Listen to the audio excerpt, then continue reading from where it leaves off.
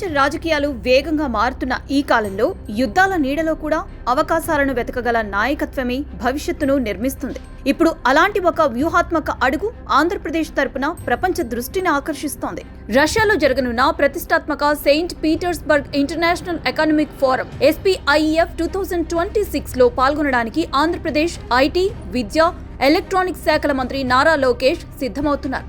ఈ పర్యటన కేవలం ఒక అధికారిక విదేశీ పర్యటన మాత్రమే కాదు, భవిష్యత్తు పెట్టుబడులు, అత్యాధునిక పరిశ్రమలు, శక్తి, భద్రత మరియు సాంకేతిక ఆధిపత్యం కోసం ఆంధ్రప్రదేశ్ చేపడుతున్న పెద్ద వ్యూహంలో కీలక అధ్యాయంగా మారబోతోందని విశ్లేషకులు భావిస్తున్నారు. ఇటీవల న్యూఢిల్లీలో చోటు చేసుకున్న పరిణామాలు ఈ పర్యటనకు మరింత ప్రాధాన్యతను తీసుకొచ్చాయి. ఒకవైపు రష్యా రాయబారి డెనిస్ అలిపోవ్తో సమావేశం, మరోవైపు అమెరికా అణుశక్తి మరియు వ్యూహాత్మక రంగాల ప్రతినిధులతో చర్చలు. ప్రపంచ శక్తి సమీకరణాలు మారుతున్న వేళ తూర్పు మరియు పడమర దేశాలతో సమతుల్య సంబంధాలను కొనసాగిస్తూ రాష్ట్ర ప్రయోజనాలను ముందుకు తీసుకువెళ్లే ప్రయత్నంగా దీనిని పరిశీలకులు చూస్తున్నారు. ప్రస్తుతం రష్యా మార్కెట్లో పాశ్చాత్య సంస్థల నిష్క్రమణతో ఏర్పడిన కొత్త అవకాశాలను గుర్తించిన ఆంధ్రప్రదేశ్ పరిశ్రమలు మరియు తయారీ రంగంలో ముందస్తు ప్రయోజనం పొందాలని చూస్తున్నట్లు సంకేతాలు కనిపిస్తున్నాయి.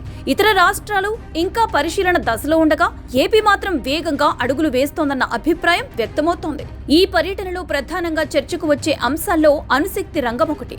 ప్రపంచ వ్యాప్తంగా పెరుగుతున్న విద్యుత్ అవసరాల నేపథ్యంలో అణు విద్యుత్ ఉత్పత్తి మరియు దానికి సంబంధించిన సరఫరా వ్యవస్థల్లో భాగస్వామ్యం కోసం రాష్ట్రం అవకాశాలను అన్వేషిస్తోంది.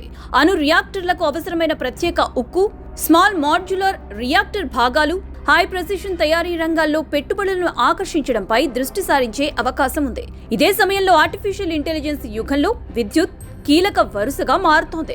విశాఖపట్నంలో రూపుదిద్దుకుంటున్న భారీ డేటా సెంటర్ ప్రాజెక్టులు, భవిష్యత్ AI మౌలిక వసతులు, క్లౌడ్ కంప్యూటింగ్ కేంద్రాలకు నిరంతర విద్యుత్ సరఫరా అత్యవసరం. అందుకే సౌర, పవన శక్తులతో పాటు 24 గంటలు అందుబాటులో ఉండే బేస్ లోడ్ పవర్ ఎంపికలపై ప్రభుత్వం ప్రత్యేక దృష్టి సారిస్తోంది. కేవలం డేటా సెంటర్లకే పరిమితం కాకుండా వాటి చుట్టూ మొత్తం పరిశ్రమల ఎకో సిస్టమ్ను నిర్మించాలన్న ఆలోచన కూడా ముందుకొస్తోంది. కూలింగ్ సిస్టమ్స్, పవన ఎలక్ట్రానిక్స్, ట్రాన్స్ఫార్మర్లు, బ్యాటరీ స్టోరేజ్ పరికరాల తయారీ వంటి అనుబంధ పరిశ్రమలను రాష్ట్రంలోని అభివృద్ధి చేయాలనే లక్ష్యం కనిపిస్తోంది.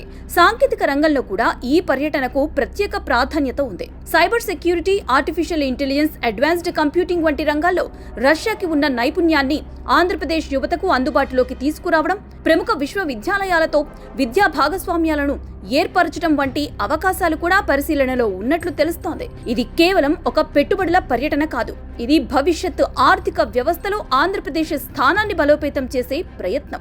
ఒకప్పుడు వ్యవసాయం మరియు సంప్రదాయ IT సేవలకు మాత్రమే గుర్తింపు పొందిన రాష్ట్రం ఇప్పుడు IT, quantum computing, green energy, data సెంటర్లు మరియు అధునాతన తయారీ రంగాల్లో తనదైన ముద్ర వేయాలని లక్ష్యంగా పెట్టుకుంది.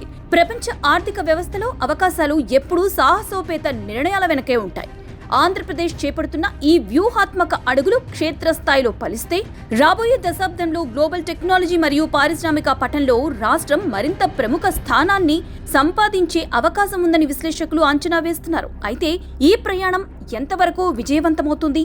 సెయింట్ పీటర్స్బర్గ్ వేదికగా ఏపీ ఎలాంటి ఒప్పందాలు కుదుర్చుకుంటుంది?